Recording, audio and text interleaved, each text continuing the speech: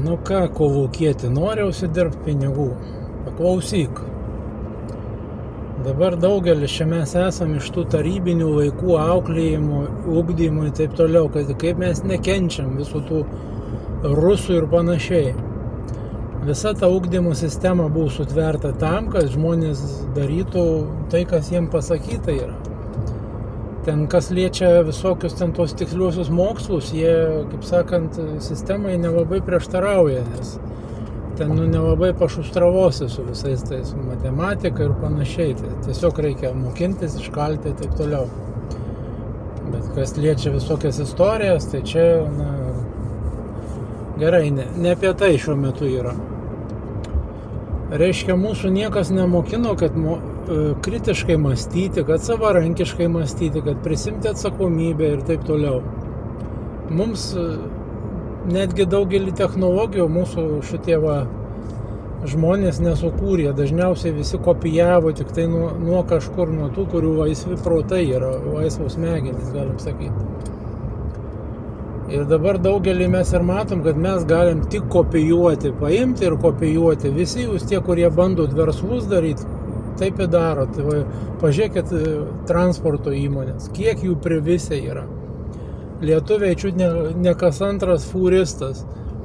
Už tai, kad tai yra paduoti šablonai, kurių nereikia daug galvoti. Tik tai ne visi sugeba išlaikyti tos verslus, nes ten kitokių yra dalykų. Tos baimės, ten nepasitikėjimas, stabilumo reikėjimas ir taip toliau. Čia dar ne visų čia tos smegenys dirba, bet esmė tai visi tie verslai, ten ragus, nagus klijuoja, dažo, plaukus, ką tik nenori, viską kopijuoja. Dabar eina ta pati banda su hipnoterapija, pasibando, galvoja, kad čia visus apgausiu, lengvai padarysiu, tik tai, kad ten iš tų specialistų paruošti galima tokį, kuris kažkokius bazinius dalykus darys, viskas tvarkoja, čia irgi taip pat kopijuojas. Tik nekalba yra apie pašaukimą, kur žmogus turi pašaukimą ir tai yra jam duota, vadinkim, kam ten patinka nuo Dievo, kam reiškia, to, sakykim, sielos misija atėjus šitą žemę yra tą dalyką daryti. Tai ten nei vienas nepastovės šalia ir nepakonkuruos. Va čia yra tas dalykas, kur kiekvienam žmogui yra skirta kažkas, ką jisai galėtų daryti unikaliai ir niekas jo neperspjaus. Tai va tas tarybinių laikų savokas vadinamas Savkovoje mušlėnėje rusiškai arba reiškia būtų sovietinio žmogaus mąstymas. Va tie, kurie, jeigu pažiūrėsi tą kiekvieną bio robotą paėmęs, kuris valdžia kauta, visi vagys, reikia vogti, apgaudinėti ir panašiai, tai žodžiu, čia yra va tas savokas rusiškas, kad tik kaip jūs savo nepripažinsite to, jūs tokie esat ir aš toksai pat buvau. Kol galvos nepradirba žmogui, taip yra, jisai nemąsto savarankiškai, apribotos visos mąstymo mechanizmas. Tada jūs galite visus keikti aplinkui, jūs nesugebėsite užsidirbti pinigų, liks jums samdomas darbas. Ir nuo šitos visos savijautos pradėsit jūs depresuoti, gerti alkoholį, rūkyti ir visai kitaip save raminti, bėgti nuo realybės, kitaip sakant. Tai va, kol šito nepasitvarkysit, žmonės jums sunku perduoti tai, ką gauna žmogus, nes tie žmonės, kurie sumoka pinigus, jie nenori rašyti jokių atsiliepimų video, todėl kad jie susimokėjo pinigus ir tai yra jų teisė arba rašyti, arba ne. Tai va yra vienetai žmonių, bet esmė tai vis viena. Jūs neišgirsite kito žmogaus patirties, nes tai yra, ką jisai pajaučia, prasidirbęs, ant kiek pas jį išlaisvėja galimybės atsiranda. Tai reiškia, reikia tą žmogų po padidinimo stiklu stebėti ir žiūrėti, koks jisai buvo, tik tai jo aplinkiniai tą mato. O jūs tą per trumpą video kelių minučių ten ar minutės jūs to nesuvoksit. Jo labiau, kad jums iš karto įsijungia tas gynybinis procesas, kad ne, čia apgaus, čia dar kažką reikia vengti, bijoti ir taip toliau, nes, kaip sakant, ten įrodė, kad jūs neškite į piramidės pinigus, dar ką per ekranus užkraudinėdavo, kaip sako, vandenį užtaisydavo. Vaikiškas protas jis viskuo tiki, o jūsų visų pasąmonė yra užstrigusi ant 5-6 metų vaikų. Ir čia yra bazė, ką reikia padaryti žmogui pirmiausiai užauginti tas visas programėlės, kad emocijos nebūtų vaikiškos, įsitikinimai nebūtų vaikiški.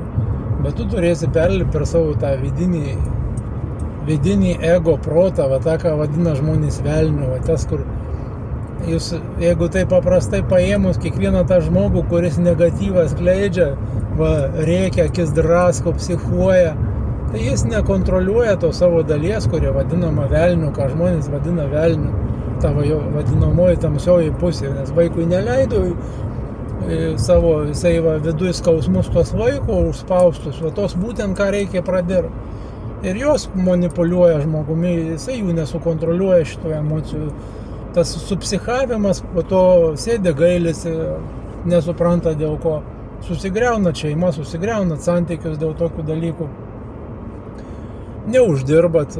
Tas pats su visokiais verslais, jeigu bando darbo vietose, ten vieni kitus engiat, nes jūsų vidinės programos leidžia tą daryti, jūs išsiprovokuojat, nes jūs tą vaikystėje matėte iš tų darželio auklėtų, iš tų mokytų, iš tų savo klasiokų, iš tų savo darželinukų, kurie vieni kitų, matydami savo šeimose tą negatyvą, visą brudą sunešė ir ant jūsų pačių išlieja. Štai vakar pokalbis buvo mūsų ten online, prisijungė kažkoks iš karto ant žmogaus anakinių, ten stumia kažkokią šlykštynės pasakoja, nes žmogaus viduje, va ten tie šūdai verda, jisai neturi kur išsilietai, ant svetimų žmogaus lengviausia yra. Tam žmogui ten nei šilta, nei šalta, jeigu jis nereaguoja, o kitas žmogus sureaguoja, jis gali eiti ir nusižudyti netgi. Va, pavyzdys dar vienas, mergina buvo pas mane konsultacijos, jinai, kadangi viduj ten nepasitikė, bijo ir taip toliau, eidama gatve sutiko du bernus, kuris vienas apsivėmė eidamas kažkodėl tai. Ir jinai padarė išvadą, kad tai yra dėl to, kad jinai šlykšti yra. Aš paklausiu, sakau, ar tu pažįsti to žmonės? Nu, nepažįstu, sako. Bet va, jai jau taip sušvietė. Ir jinai gyvena va su tokiu savyje, tokiam va, įsitikinimais. Nesakau, kad svetimas žmogus į tave susipriklintų, tai jau čia reikėtų labai, nežinau, pasistengti.